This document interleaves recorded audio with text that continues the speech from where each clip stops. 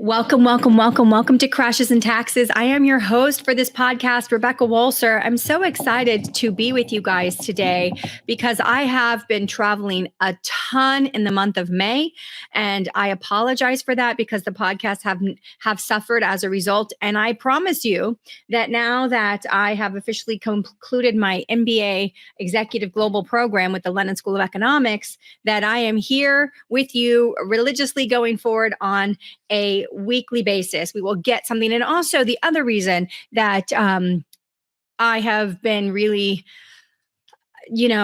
out of pocket is there's a lot going on. And we're going to start to talk about that today in today's podcast. So today's a really critical podcast. I think it's the best podcast we could possibly do, coming back into Crashes and Taxes and really getting on a trajectory now of giving you guys critical information as these things begin to happen, because we are now at the stage of things starting to pick up and things will start to happen and you will start to see them happen. So I'm really excited about that because I've been talking certainly with my practice since November.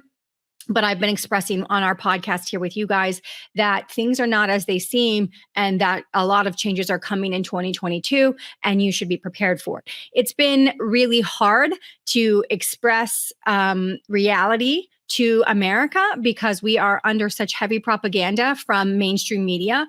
It's not their fault. I'm not blaming the anchors or because I'm in media, but you have to understand that about 95% of media that you can access, which is on cable television, on streaming television, not necessarily new media. I'm not talking about new media. I'm talking about legacy media, but legacy media streams as well as in print, online, all of the written articles. You would, if I showed you an org chart of how all of these things are really connected to 5 different corporations, you'd understand why the message is so clear. I get a lot of my news outside of the United States because of my connections globally.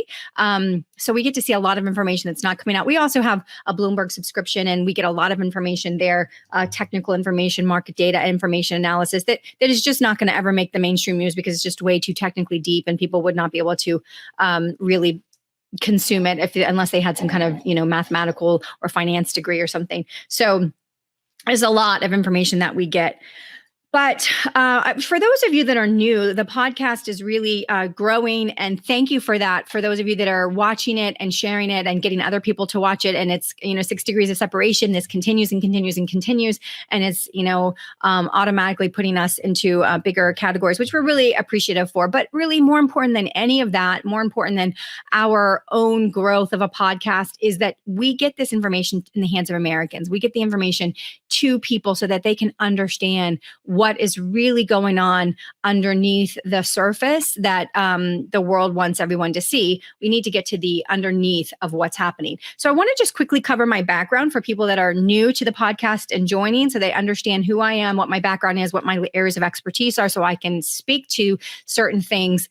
But then, of course, and no one is an expert in anything. You should never listen to one person's opinion fully. You should always listen to somebody who bases their opinion on a lot of data and facts and is willing to show you the data and facts, not just tell you, just trust me, this is the way it works. No. Trust nobody.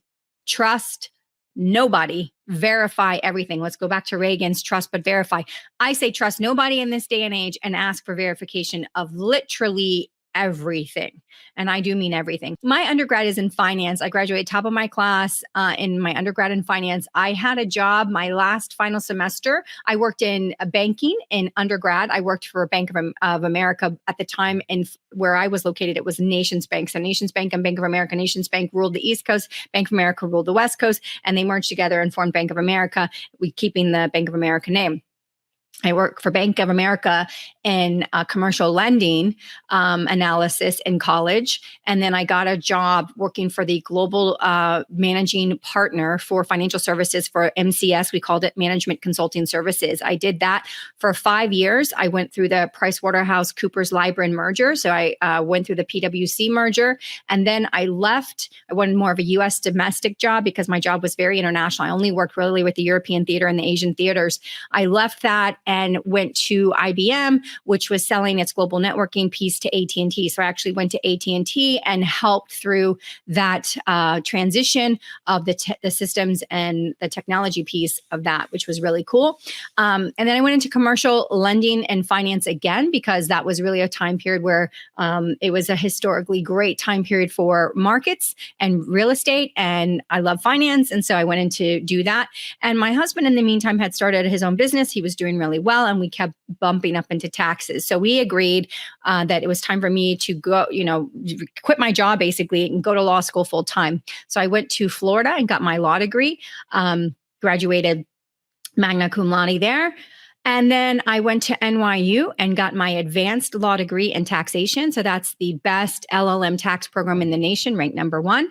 And I have just finished my 4th and final degree, I've promised my family, with my Global Executive MBA at the London School of Economics. And it's a triad program with Enchanté in Paris and NYU and in New York. So again, another NYU degree for me as well.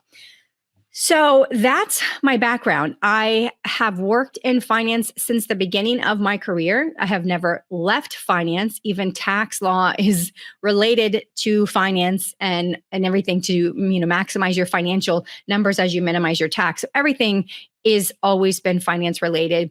And I started my practice, Walser Wealth Management, 8 years ago. This is our 8th year, and we are just growing and flourishing as we've been blessed by all of you guys. So let's now get into the actual meat of today. And I'm going to see if I can bring this up this way. No, that's probably not the way to do it. Let's do it this way. I want to talk to you today, and I'm going to show you a series of tweets that really just resonated with me. So this is Kim.com. Kim.com is basically a German living in New Zealand who is a big, basically tech guru. He started the equivalent of a Napster, basically, in New Zealand, Australia.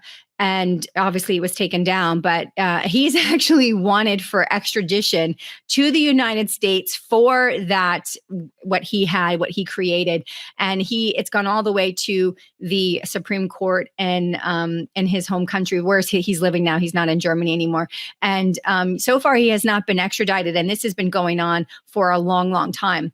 So it's very interesting that he's not yet been extradited, even though his country's Supreme Court says that he can be. He's still got judicial proceedings going on that are preventing it. So far we can't get him over here for his content distribution system that he made, sort of like a Napster. If any of you remember Napster, it was basically you could just download any music you wanted. It was peer-to-peer, basically sharing illegally with copyrighted materials. And so it's the same situation for him.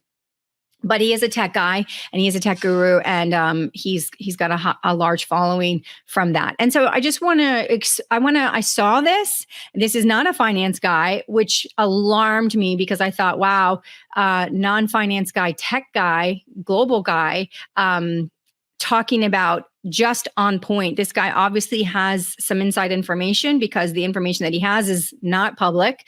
And so I wanted to share this with you and walk you through it, because I think that we're starting to see now that this is becoming really public knowledge. And so let's just go through his tweet here. This is on June the 5th. And he writes, "This is the most important thread I ever make. Big picture stuff about major global collapse that is coming. I will try to help you understand why the future is not what we're hoping for. It's worse than most can imagine. Our leaders know, but what are they planning?" I'm sorry for the size of this, you guys. Hopefully on your screens it's going to appear bigger, because I've minimized myself and it's as big as it can be. This is the second tweet, and this is a series of tweets. We're going to go through them. This is a chart, obviously the federal budget. This is a chart of the major inflation adjusted dollars. So basically, the United States did not have a surplus or balanced budget since 2001. In the last 50 years, the U.S. only has had 4 years of profit. In fact, all profit the U.S. had would not be enough to pay for the 6 months of the current yearly deficit. Let me just read that again. All of the profit of the U.S. that we have had would not be enough to pay for the 6 months of the current yearly deficit. So how did the US pay for things? So this is a chart going back all the way to the 90s that shows how many years we've actually had a budget surplus. And you can see that it only occurred right there in those 4 blue lines. And those profits would not be enough to cover 6 months of interest at the current spending. He goes on to say, U.S. spending and debt have spiraled out of control, and the government can only raise the money it needs by printing it. That causes inflation. It's like taxing you extra because you pay more for the things you need, and all your assets decline in value. Now, this is interesting, this chart. If you were to look at this chart and not know what it was, what does it look like to you? Obviously a rhetorical question, but I will explain to you what it looks like. The U.S. spending and debt have spiraled out of control. The government can only raise money by printing it. This causes inflation. This is exactly the tweet, but the chart wouldn't fit on the last. So here we go. And see, this is a U.S. money printing chart. How much has the Federal Reserve printed? This is our M1 money stock. So M1 is the money supply that's physically in current distribution and current circulation. And I want you to see that from 2000 and really, let's say 2008, all the way from the beginning of this chart to 2008, we just incrementally increased government spending, very incrementally. But bam, 2008, 2009 happens, and you can see a sea change in policy. You can see a sea change in policy that tracks 100% to the S&P 500. Starting in 2008, we became in this country too big to fail. And that too big to fail mentality said print, print, print. Stimulate, stimulate, stimulate. Accommodate, accommodate, accommodate. That is what the Federal Reserve has been following since 2008. And look how the trajectory from 2008 to 2020 goes so much further up, so much faster up than ever before in America. And then look, we get to Corona. And when we get to Corona, we just go off the chart. Off the chart. So if you cannot see that our stock market is directly impacted by the Federal Reserve, and this is so important because if it takes the Federal Reserve stimulating continuously for our market to perform like it has since 2008, then we know that when the Fed moves from dovish, accommodative to hawkish and bringing that money supply back into control, reducing the money supply, what we call quantitative tightening as they've begun now, when that happens, then you're going to see the exact opposite effect on the market. This is the reason that the market is such an impacted thing right now. So let's read this. The reason why the US got away with it for so long is because USD, US dollar, is the world's reserve currency. Sounds like something I've been mentioning quite a bit on this podcast. Nations everywhere hold US dollars as a secure asset. So when the US government prints trillions, it's not only robbing Americans, I added that, not only, it's robbing Americans and the entire world, the biggest theft in history. What happened in this interview is Scott Pelley from 60 Minutes asked Jerome Powell directly. He says, "You just printed so much." And Jerome Powell acknowledges it and says, "Yes, we printed a ton. We printed a lot." And he said, "Well, how do you do that? Do you physically actually print the actual dollars, or how do you actually do that?" And Jerome Powell explains that most of the money creation is digital, but they also do actually print physical dollars and deliver them to their 12 Federal Reserve branches in the country. So he actually does explain how they just quickly inflate the money supply digitally through zeros and ones, but also with physical printing.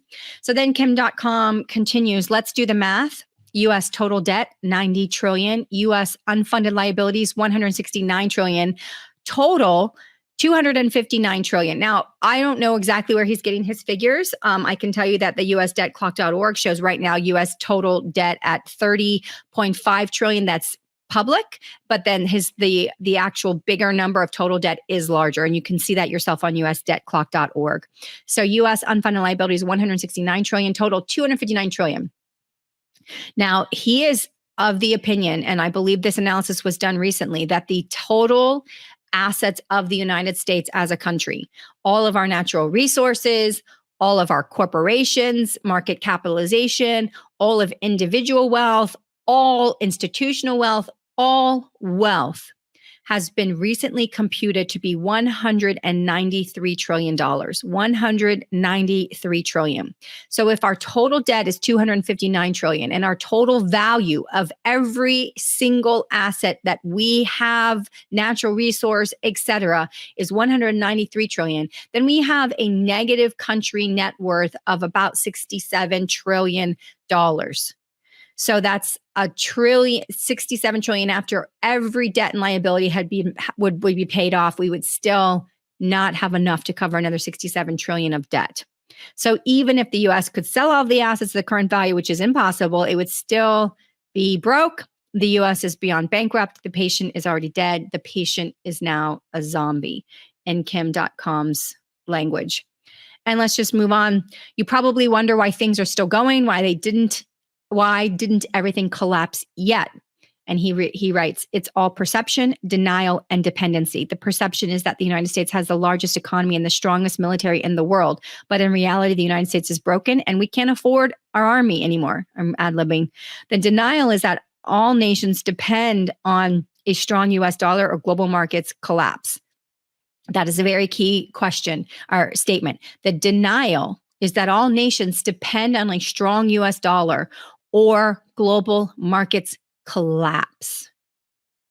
The reason why the US zombie keeps going is because the end of the US is the end of Western prosperity and an admission that the current system failed as a model for the world. It does not change the reality. The collapse is inevitable and coming.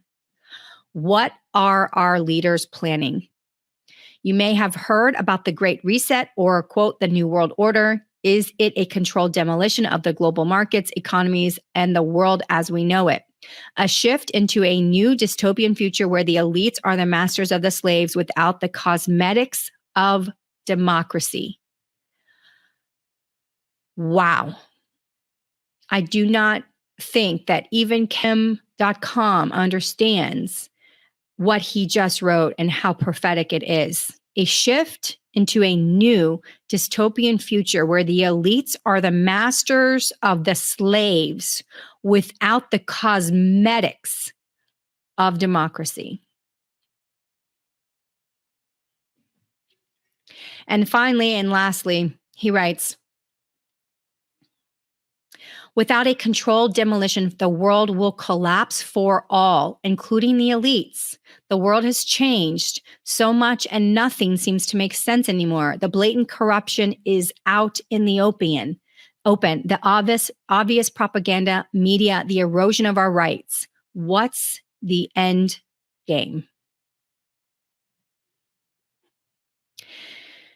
And my friends, that is exactly the point. This tech guy from a different country that's been locked down way more than we ever have in this country understands, and he gets it. He understands that we are on the precipice of the end of the US dollar as the sole and reserve currency.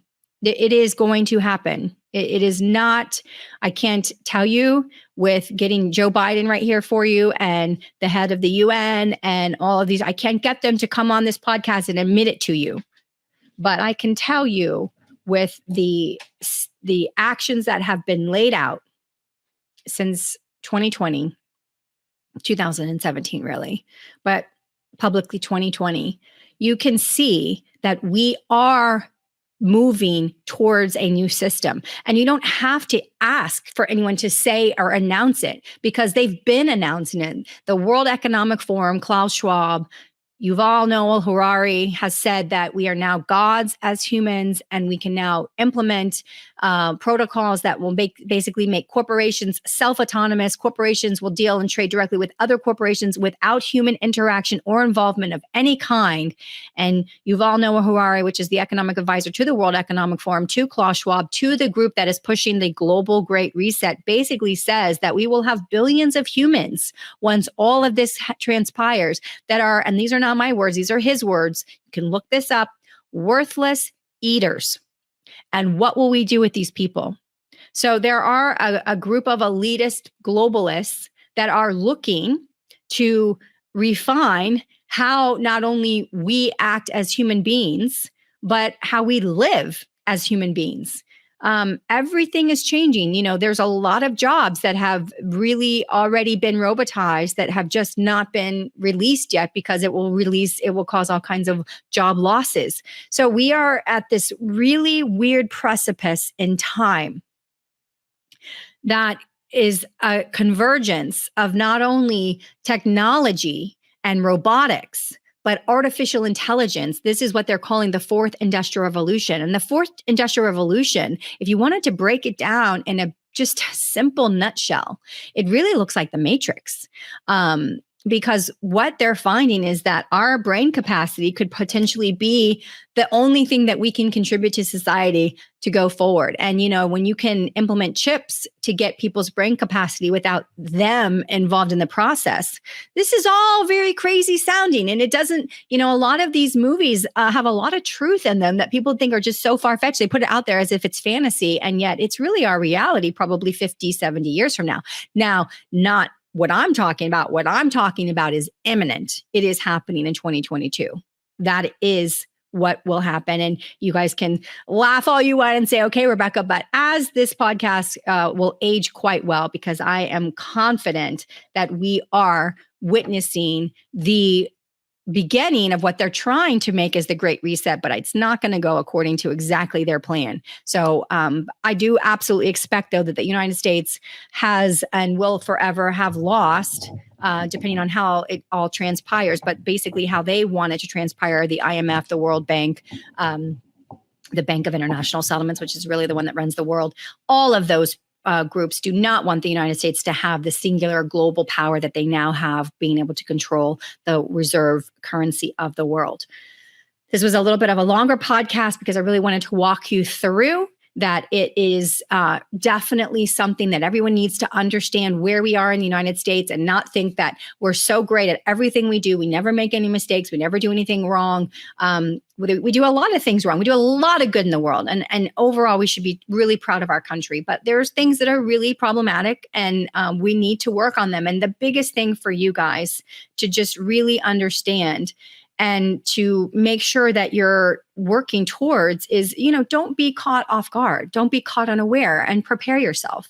Prepare yourself. I can tell you that, you know, my client base, we've been in on it since November, and we've been making sure that people are out of equities to the extent they're not comfortable with risk, because this market is unfortunately going to, I believe, still have a potential event that will see it retrenching down further. I am not giving you advice on this podcast. I do give professional advice for people that retain our firm, but that's not what I'm doing here. I'm just making you aware that events are coming that you should probably prepare for.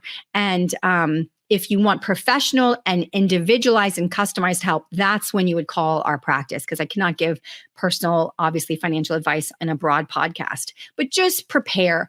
Understand, you guys, that there are people and groups afoot in this world that are looking to see this collapse of the Western United States and really Western system that we have, so that they can say, oh my gosh, everything's collapsed. We need global government. We need a great reset. We need to wipe out the US debt and sort of move to this new type of currency. All of these things are within the realm of possibility through this great reset that they're really wanting to bring about. So I just need you to understand all the mechanics that are going on as much as you can, because so much of it is obviously not public. So until next time, I hope this was very helpful. Share this with friends, get it out there. We are going to also be uploading it now to Rumble, because I understand that Rumble is a free speech platform. So we're going to actually also now be opening a Rumble channel, and potentially Telegram as well, just so we can make sure that YouTube is not the only way we're reaching out on the podcast, and also obviously Spotify and Apple. So until next time, you guys, have a wonderful week, and we'll talk soon.